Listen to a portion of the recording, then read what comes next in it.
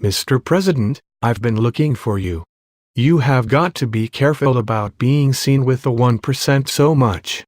The 99%ers, the very people we are trying to incite to riot, may not understand. We are supposed to be against the 1%. What are you talking about, Jay? I would never associate with those people. I am a Democrat after all. Well, sir, what about the doctors you were playing golf with yesterday while the national deficit spirals out of control? Those doctors helped me craft the 2,700-page abortion called Obamacare. Yes, doctors represent 14% of all 1% Americans, but the Democrats depend on them for campaign money and more. The faulty research, twisted facts, fabricated projections and pure lies that underpin the whole Obamacare project depended on those doctors. Surely my 99% Democratic followers would understand and exclude doctors from their jealous hatred. Sir, what about the lawyers? Last week you attended 10 fundraisers held by lawyer groups alone, including the Plaintiffs' Bar, multiple federal judges and the NLRB.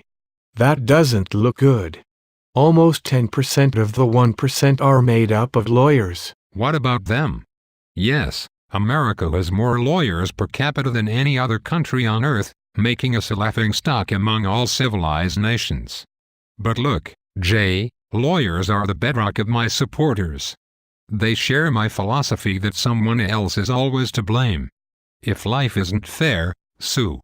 Certainly in America you are not responsible for your own outcomes in life like the Republicans think. Why, look at all the people who have benefited over the hundreds of thousands of frivolous lawsuits over the years, which have driven up the cost of everything from missiles to diapers. Not to mention how our plaintiffs' lawyers have caused our outrageous insurance costs, hopelessly clogged legal system, paralyzed employment environment, runaway malpractice coverage and the get-rich-quick mentality of our generation. It is true our Democratic base depends on lawyers very heavily, not only for campaign funds but to extort money out of rich corporations through excessive litigation to give to the 99%. I guess you are right. Now you're talking, Jay. Okay, well, what about the professional athletes, sir? They have been coming to the White House like flies to a garbage truck. Most of those folks make over the $350,000 income level to qualify for the 1%. Yes, of course professional athletes are strong supporters of mine and most are certainly in the 1%. Just because these people walk around with God complexes, thinking they are above the law, getting millions of dollars to play a game they love, while squeezing every last dollar out of their middle-class fans, and then strike for more money, doesn't mean I don't want them to come to the White House. Why, the New York Giants came last week and got me out of a meeting about how China is destroying our economy with cheap imports and manipulated currency, so I could show them around the White House grounds. And, of course, make a speech. Did you get me an autograph from Victor Cruz, sir? My bad, I got caught up in the moment and forgot. Anyway, I am sure the sports-minded Democrats would approve. Why, last week I saw some of the Occupy demonstrators throwing a football around instead of picketing, throwing bottles, screaming insults at hardworking Americans or other productive activities like that. Sir, there's more. What about all your Hollywood fundraisers? Almost all of those celebrities are in the 1%. This is not going to look good. Looking good is what I'm all about. It is largely our Democratic base that pays these people their grossly excessive salaries by watching their putrid television shows instead of looking for work, paying $8 a pop to see their trashy movies, buying their filthy stories every week in the tabloids and listening to their bullshit as if it were gospel. Why, Hollywood is one of the biggest Democratic supporters of all. It is largely through their efforts that America has turned from a hard-working, industrious and church-going society into a modern-day version of Sodom and Gomorrah. If our society still had morals, the Democratic Party would not be as strong as it is now. In fact, where were you last week when I had a fundraiser at Sarah Jessica Parker's house? It was a rocking time. Sir? Sarah Jessica Parker is in the 1% and she starred in Sex and the City. I was not invited because I am not a 1% rock star like you are. And your point? That is a good, wholesome show, just like the other fine television and movies that Hollywood are filling the minds of our youth with today, like Keeping Up with the Kardashians, The Real Housewives, Jerry Springer, Cheaters, and my favorite, Jersey Shore. These programs set excellent role models for our young folk today. I am proud to have their stars and creators as supporters of my re-election team.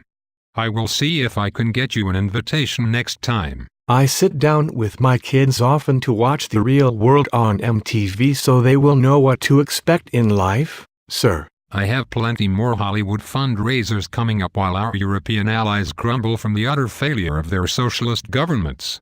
Thank goodness most of the 99% are so busy glued to these mindless TV shows that they have not seen how closely our Democratic Party ideology mirrors those destroyed socialist countries. With me at the helm we would fit right into the Eurozone, except we can't play soccer as well. What is soccer, sir? And another thing. Hollywood has helped mold the greedy I want it all now attitude that has gripped our nation over the past generation through their relentless portrayal of unrealistic hedonism, riches and the good life enjoyed by everyone in these shows. Over time this has completely washed away the grit of this country for conservative contentment, reading, simple pleasures, living within your means, savings, family values and godly virtue that originally built this nation and made it strong. Thank God for Hollywood destroying those ridiculous ideals and replacing them with a more Democratic Party-friendly slate of sinful, lazy idolatry and depravity. You've really got away with words, sir. Plus the crease in your pants exudes leadership. As you know, Jay, it is all about speeches. As the old saying goes, words speak louder than actions. Keep your eyes off my pants, please. Mr. President, I really must insist here. I know David Axelrod would agree with me.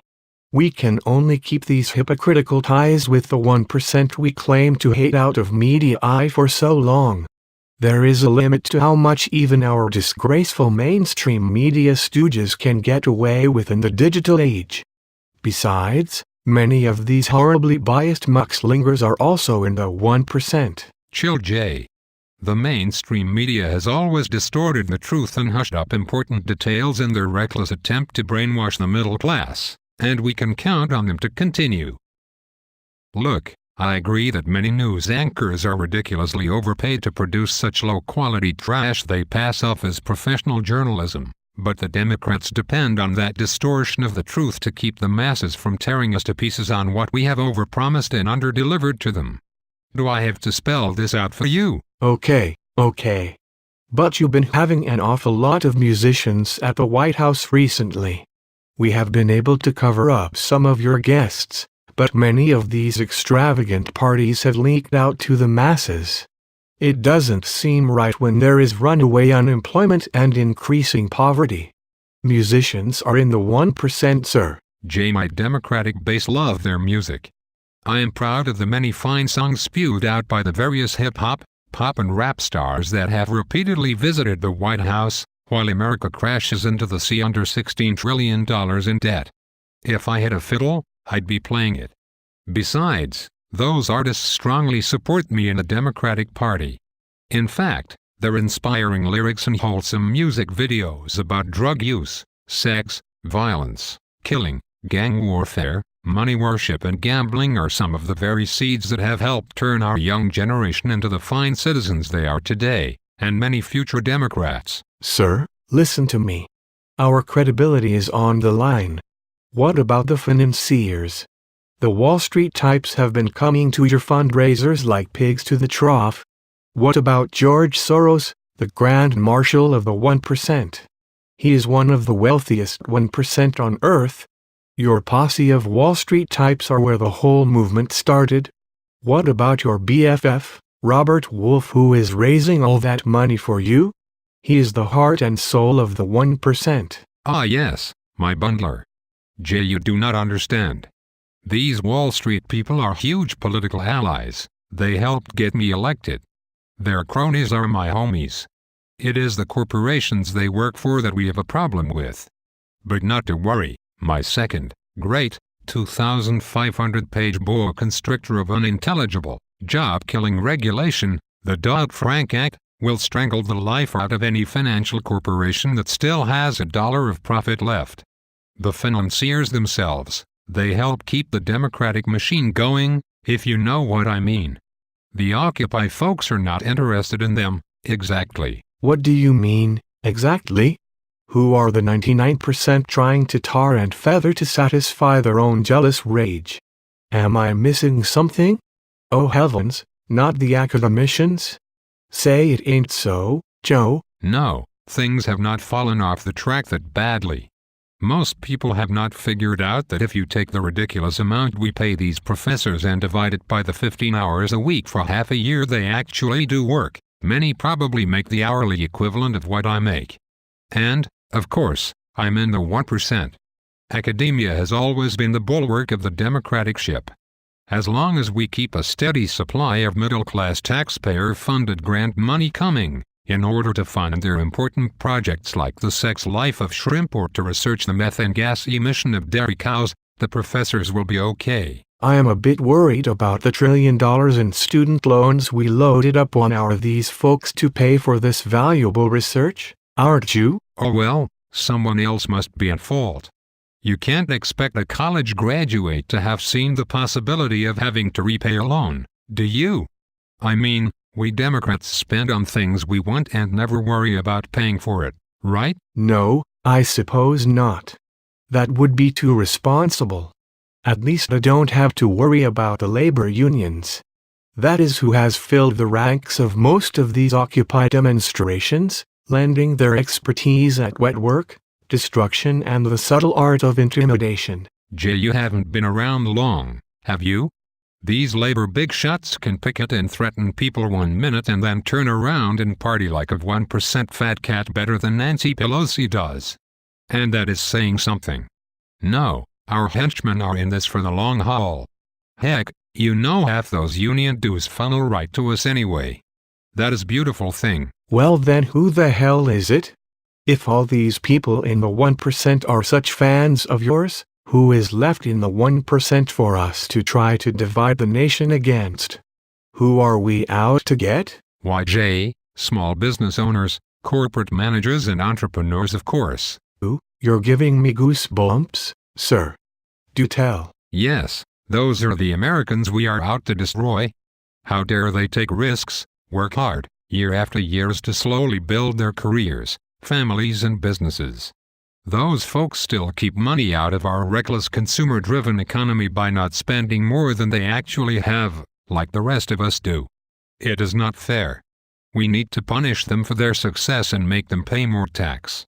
They need to pay their fair share so the 47% of working Americans that pay no income tax at all can have more of the good life without working for it. Sir, those bozos pay the bulk of income taxes, support the charities, pay for all of our government waste, create and support all of the private sector jobs the 99% that are employed work in, right? Yes, and we must bite off the hand that feeds them. I am in awe of you, sir. While the jealousy and anger of the 99% are helpful to get re-elected, our Democratic Party must continue to focus on brainwashing the average American citizens into thinking they must rely on the government for every part of their livelihoods, instead of depending on themselves.